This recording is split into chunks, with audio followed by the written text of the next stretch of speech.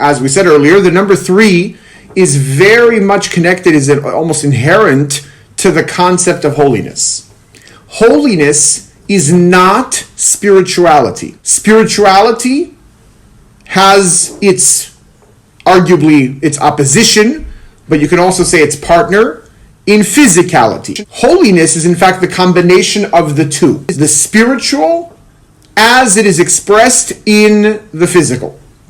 That's what it means to be holy. For example, and this is arguably the earliest instance of the concept of holiness, is when a husband and wife, a groom and a bride, marry under a chuppah.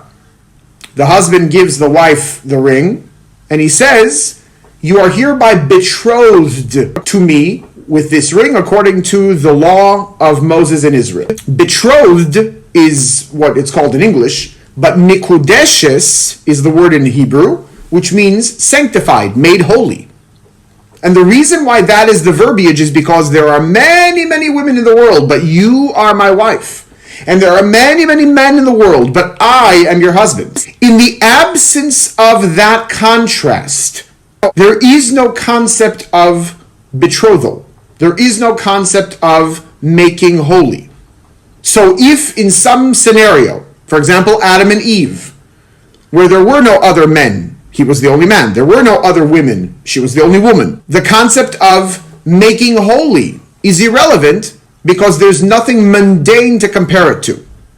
And so the number 3 is inherent to this concept.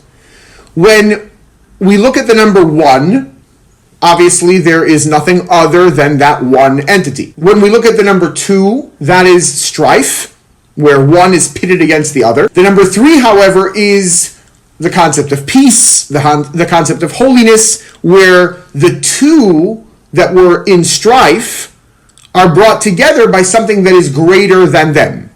Spirituality and physicality are opposites. They are, in many instances, at odds with each other. Something more powerful than either of them, something that transcends their distinction, comes along and unites them. That's the number 3. That's the concept of holiness, the concept of peace. And so again, when Joshua says to the people, prepare yourselves, he's really saying make yourselves holy, especially since it's the 3rd day of our preparation before we cross into the land of Israel, where we are going to be spiritual, but in the land, in a physical context, in the land of Israel, where we will no longer have the well of Miriam to give us miraculous water, or the manna to give us miraculous bread or food. Rather, we're going to have to be physical for God's sake, and therefore incorporating spiritual